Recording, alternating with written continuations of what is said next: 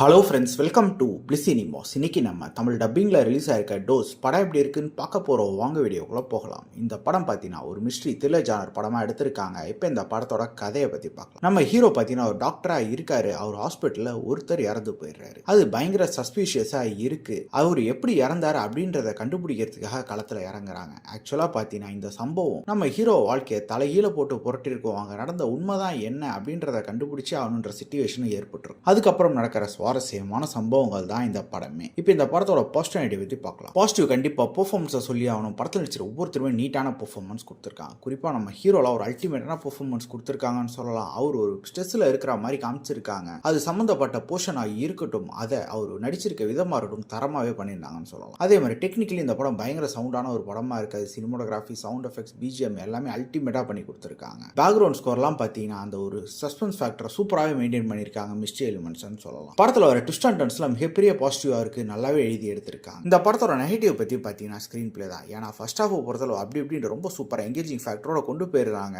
ஆனால் second half வந்த அப்புறம் பார்த்தீங்கன்னா படம் பயங்கர ப்ரிடிக்டபிளாக லேகிங்காக மாறி ஆரம்பிக்குது. குறிப்பாக கிளைமேக்ஸ்லாம் பெருசாக அக்செப்ட் பண்ணிக்கிற மாதிரியே கிடையாது. மொத்தத்தில் என்கிட்ட கேட்டீங்கன்னா இந்த படம் ஒரு ஒன் டைம் வாட்சபிள் படம் தான். வேணும்னா ட்ரை பண்ணி பாருங்க. இந்த படத்தில் நம்ம ரேட்டிங் 10க்கு 6 மார்க் கொடுக்கலாம். இன்னொரு வீடியோவில் சந்திக்கலாம். தேங்க்யூ.